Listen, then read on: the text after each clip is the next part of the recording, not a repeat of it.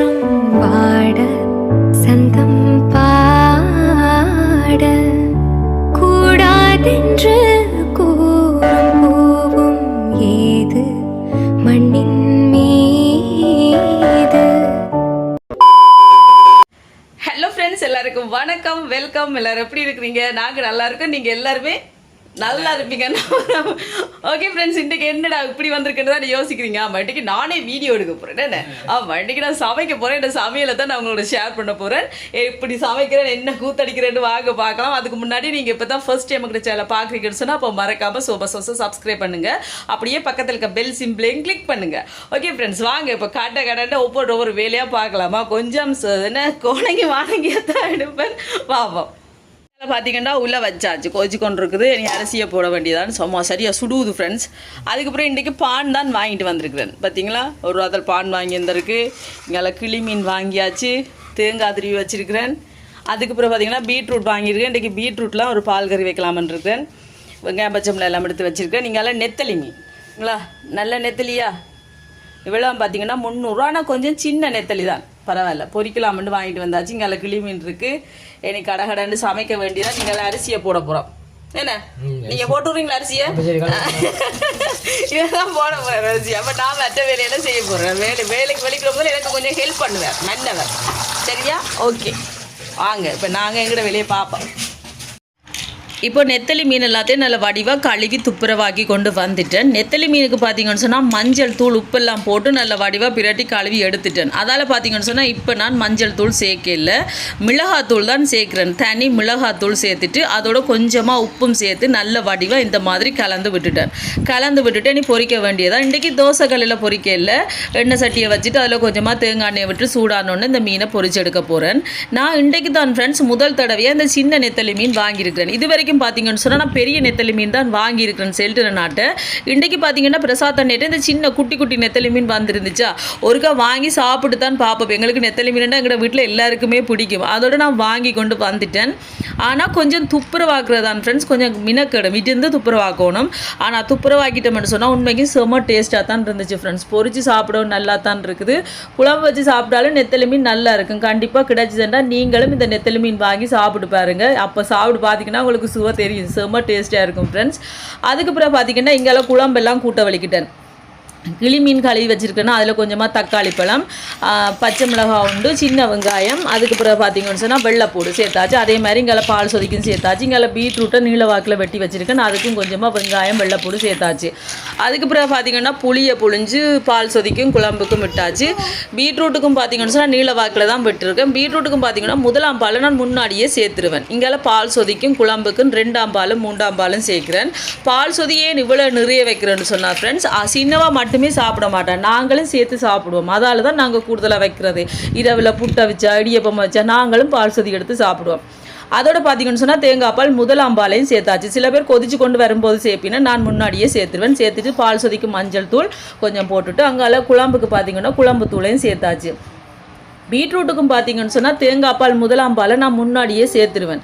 தண்ணியோட சேர்த்து தண்ணி அவிஞ்சோடனே சில பேர் சேர்ப்பினோம். ஆனால் இப்படியே சேர்த்து வச்சு பாருங்க, உண்மைக்கு நல்லா இருக்கும். அப்படியே தண்ணியெல்லாம் அவிஞ்சு வற்றி அந்த தேங்காய் பால் எல்லாம் அப்படியே சுண்டி அப்படியே பீட்ரூட்டோட பிரண்டு வரும்போது நல்ல டேஸ்ட்டாக இருக்கும். அதுக்கப்புறம் தேவையான அளவு உப்பையும் போட்டுட்டு இங்கே குழம்பு நல்ல வடிவாக அப்படியே கலந்து விட்டுட்டு, குழம்பு தூளெல்லாம் போட்டேன் தானே, அதெல்லாம் கரை வர்ற அளவுக்கு நல்ல வடிவாக இந்த மாதிரி கலந்து விட்டாச்சு. இன்றைக்கி நான் கருவேப்பிலை வாங்கி கொண்டு வர மறந்துட்டேன்னா, அதோட பார்த்தீங்கன்னு சொன்னால் இருந்த கருவேப்பிலையே கொஞ்சம் கொஞ்சமாக எல்லாத்துக்கும் பிரித்து போட்டுட்டு இங்கே 3 அடுப்புலேயே 3 பேரையும் இருத்தியாச்சு. அந்த வாட்டுக்கு அப்படியே கொதிச்சு கொண்டிருக்கும்னு சொல்லி இங்கால குழம்பை வச்சாச்சு, அங்கால சொதியை வச்சாச்சு. நடுவில் பீட்ரூட்டை வச்சுட்டு பீட்ரூட்டை மட்டும் மூடி வச்சேனேன்னு சொன்னால் அது அவிக்கிறதுக்காக. பால் சொதியும் குழம்பையும் நான் மூட இல்லை. இப்போ பார்த்தீங்கன்னா நல்ல வடிவாக குழம்பும் கொதிச்சு கொண்டு வருது, பால் சொதியும் கொதிச்சு கொண்டு வருது. கொதிச்சு கொண்டு வரும்போது பார்த்தீங்கன்னு சொன்னால் மழை விட்டு தானே வந்து கொண்டு இருந்துச்சு. கொஞ்சம் நேரம் விட்டு இருந்துச்சு, அப்பேந்து பார்த்தா திடீரென்று நல்ல மழை ஃப்ரெண்ட்ஸ். பார்த்தீங்களா, இந்த மாதிரி அடித்து ஊற்றி கொண்டு இருந்துச்சு. கொஞ்சம் மழையண்டேக்க கொஞ்சம் ஆசையாக தான் இருக்கும். வெக்கு ஏண்டா கொஞ்சம் சமைக்க எரிச்சலாக இருக்கும். ஆனால் மழை நேரத்தில் நல்லா இருக்கும் ஃப்ரெண்ட்ஸ். நல்லா காற்றுமா இருந்துச்சா, நல்லா இருந்துச்சு. அதோட காலையில் பார்த்தீங்கன்னு சொன்னால் நெத்தலி மீன் பொரிச்சிருந்தேன்னா அதோடைய பானையும் பட்டி ஆளுக்கு இவருக்கு சாப்பாட்டை கொடுத்து அனுப்பியாச்சு. இங்கெல்லாம் பார்த்தீங்கன்னு சொன்னால் பீட்ரூட் பார்த்தீங்களா நல்லா தண்ணியெல்லாம் வற்றி தேங்காய் பாலெல்லாம் அப்படியே பிரண்டு சூப்பராக வந்துட்டு ஃப்ரெண்ட்ஸ். ஃப்ரெண்ட்ஸ். எனக்கு இறக்க வேண்டியதான். இதுக்கு நீங்கள் கொஞ்சமாக மிளகாத்தூளும் சேர்க்கலாம். இறக்கும் போது கொஞ்சமாக தனி மிளகுத்தூள் போட்டு பிரட்டி எடுத்தாலும் நல்லா இருக்குது. நான் சின்னால் சாப்பிட்றபடியாக மிளகாத்தூள் சேர்க்கல. இப்போ எங்கால குழம்பும் கொதிச்சுட்டு இறக்கியாச்சு. அங்கால சின்ன வடை பால் சொதி ரெடி. அதுக்கப்புறம் நெத்தலை மீன் பொரியல், பீட்ரூட், சோறு எல்லாம் ரெடி. இப்படியே மத்தியான சாப்பாடு முடிஞ்சுது ஃப்ரெண்ட்ஸ். அதுக்கப்புறம் பார்த்திங்கன்னா மழையா குளிர் குணமாகவே இருக்குது. மழை டைம்னு சொன்னால் சொல்லியா வேணும். எங்களுக்கு எப்போவுமே ஏதாவது சாப்பிடணும் போலேயே இருக்கும்.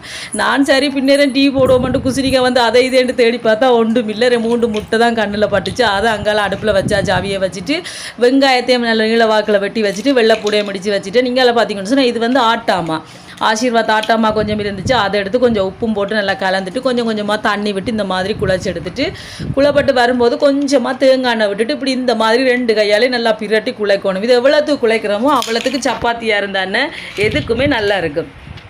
இப்போ பார்த்தீங்களா இந்த மாதிரி குழச்சி விட்டாச்சு. குழச்சிட்டு அதை அங்கால ஒரு பக்கம் வச்சுட்டேன். அது பாட்டுக்கு அது இருக்கட்டுக்குன்னு சொல்லி இங்கால முட்டை அவிஞ்சு கொண்டு இருக்குது. மற்ற அடுப்பில் சட்டியை வச்சுட்டு கொஞ்சமாக எண்ணெய் விட்டுட்டு எண்ணெய் சூடானோன்னா வெங்காயம், பெரிய வெங்காயம் தான் போடுறேன் ஃப்ரெண்ட்ஸ். இது வந்து நீள வாக்கில் வெட்டி வச்சுருக்கேன். ஒரு 2 பெரிய வெங்காயம் அதை போட்டுட்டு நல்லா வதக்கி விட வேண்டியதான். இதோட பார்த்தீங்கன்னு சொன்னால் கொஞ்சமாக உப்பும் சேர்க்குறேன். உப்பையும் சேர்த்து நல்லா வதக்கி விட வேண்டியதான். இப்போ இது பார்த்தீங்கன்னா நீங்கள் விருப்பமெண்டா உருளைக்கிழங்கு இருந்துச்சுன்னு சொன்னால் அதை அவிச்சு கூட மசிச்சு போடலாம் வதங்கி வரும்போது. நான் என்னட்ட உருளைக்கிழங்கு அது ஒன்றும் இல்லையா இருக்கிறத வச்சு தானே செய்கிறேன். அதனால் இப்படி செய்கிறேன். இது வந்து கிட்டத்தட்ட பார்த்தீங்கன்னு சொன்னால் சீனி சம்பலில் நாங்கள் சாப்பிடுவோமே இலங்கையின் சுவையான சீனி சம்பல், அதில் கம்பி என்று கூட நாங்கள் சொல்லலாம். நான் இதுக்கு சீனி சேர்க்கல அவ்வளோந்தான். இதோட பார்த்தீங்கன்னு சொன்னால் வெள்ளைப்பூடு 2-3 இடித்து வச்சுருந்தேன்னா அதையும் சேர்த்து இப்போ நல்லா வதக்கி விடுறேன். அதில் பச்சை வாசம் எல்லாம் போய் நல்லா இந்த மாதிரி பொன்னிறமாக நல்லா வெங்காயம் எல்லாம் நல்லா வதங்கி வந்துட்டு இனி பார்த்தீங்கன்னு சொன்னால் கட்டத்தூள் சேர்க்குறேன். கட்டத்தூள் இது எங்களோட உரைப்புக்கு தேவையான அளவு தான். கொஞ்சமாக கட்டத்தூளையும் சேர்த்து நல்லா இந்த மாதிரி கலந்து விடணும். ஒரு 2 நிமிஷம் அப்படி நல்லா கலந்து விடைக்க அந்த கட்டத்தூள் நல்லா அப்படியே வதங்கி நல்ல ஒரு உண்மைக்கு சூப்பராக இருக்கும். இதுக்கு பானோடு சாப்பிட்டாலும் நல்லா தான் இருக்கும் ஃப்ரெண்ட்ஸ். இது செம்ம டேஸ்ட்டாக இருக்கும். ரொட்டியோடு சாப்பிட்டாலும் இப்படியே நல்லா தான் இருக்கும். ஆனால் நான் இன்றைக்கு என்ன செய்ய போகிறேன்னு வாங்க பார்க்கலாம். இங்கால பார்த்தீங்கன்னா முட்டி அவிச்சாச்சு. முட்டி அவிச்சிட்டு இப்படி 4 வெட்டி எடுத்து வச்சுருக்கிறேன். அதுக்கு பிறகு கொஞ்சமாக ஆட்டா மாவையே கொஞ்சமாக தூவிட்டு நான் குழச்சி வச்சுருக்க மாவை 2ஆக பிரிச்சாச்சு. ஒன்றா தட்டி சுட்டு எடுத்துக்கொண்டா ஃப்ரெண்ட்ஸ். எனக்கு டைம் போயிடும். அதை விட பசி வேறு எங்களுக்கு. சின்னாக்களோட பேருந்து கரைச்சல் எனக்கு முன்ன கொண்டோன்னு நிற்கலாது.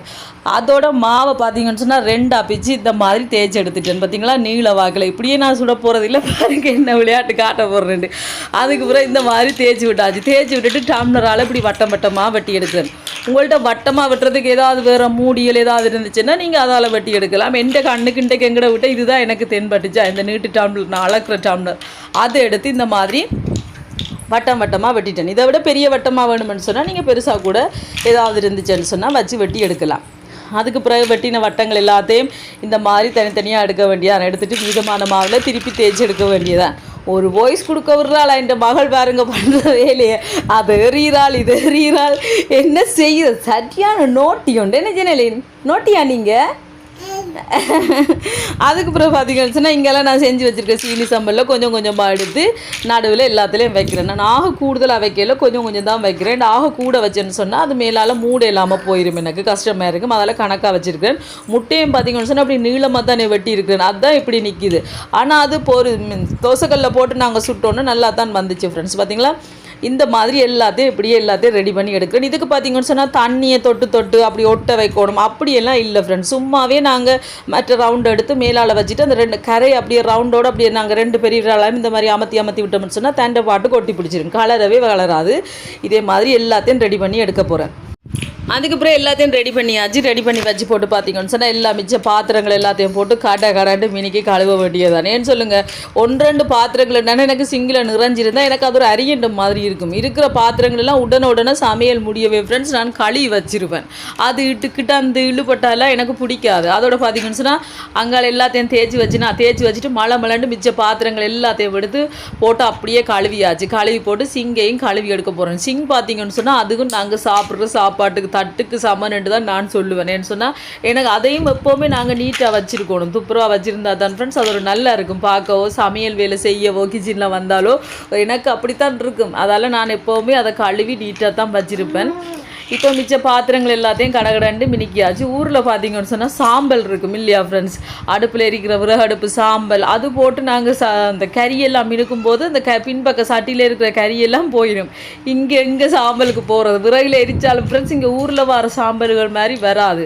அது இருந்து முத்தத்தில் பின்பக்கம் கிடத்தடிக்கிட்ட இருந்து நாங்கள் சட்டி பானையை சாம்பலில் போட்டு மினுக்கிறதும் ஒரு சுகம்தான். அதில் இருந்து கழுவுறதும் அது ஒரு என்னென்னு சொல்கிறது, அது ஒரு தனி ஃபீலிங் தான் இல்லையா. அதெல்லாம் இனி எப்போ கிடைக்குமோ எனக்கு தெரியாது. ஆனால் அதெல்லாம் உண்மைக்கு ஒரு மறக்க முடியாத ஞாபகங்கள்லாம். அம்மம்மாவோட இருக்கும்போது ஃப்ரெண்ட்ஸ் அப்படித்தான்.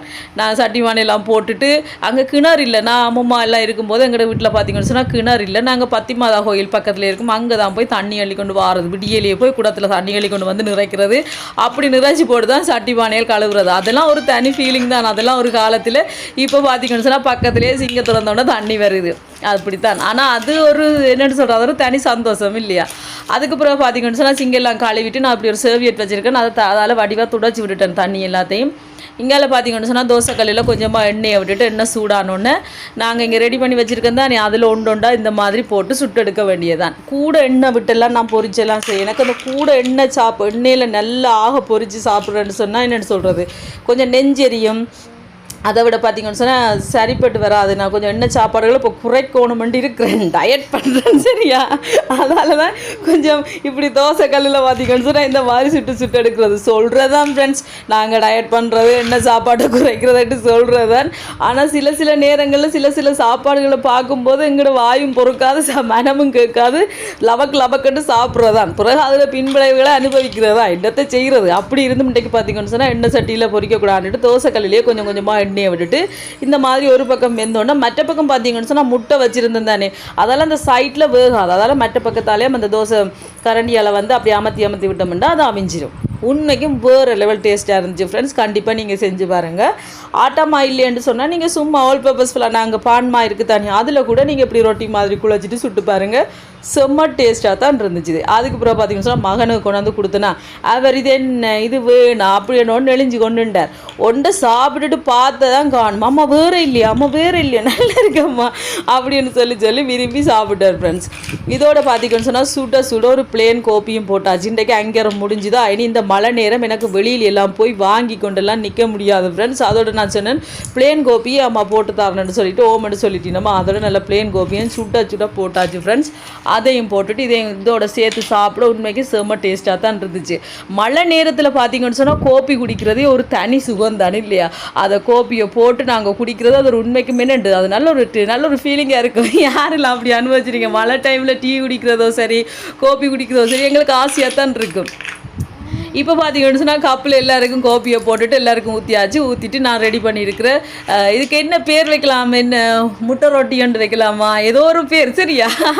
அதையும் சுட்டு கொடுத்தாச்சு, இதையும் சாப்பிட்டேன். செம்ம டேஸ்ட்டாக இருந்துச்சு. இப்படி தான் எங்களை நாள் போயிடுச்சுது. இனி இரவு சாப்பாட்டுக்கு இனி என்னத்தையாவது பிடிக்க வேண்டியது. ஓகே ஃப்ரெண்ட்ஸ், வீடியோ பிடிச்சிருந்தா மறக்காம சேனலை சப்ஸ்கிரைப் பண்ணுங்கள், வடிவாக பாருங்கள், பார்த்துட்டு எப்படி இருக்குன்னு சொல்லுங்கள், ஏதாவது குறைகள் இருந்தால் சொல்லுங்கள். இன்னொரு வீடியோவில் பார்க்கலாம். பை டிட்டா. மறக்காமல் லைக் பண்ணுங்கள், ஷேர் பண்ணுங்கள், அப்படியே சப்ஸ்கிரைப் பண்ணுங்கள், கமெண்ட் பண்ணுங்கள். Bye, Tata.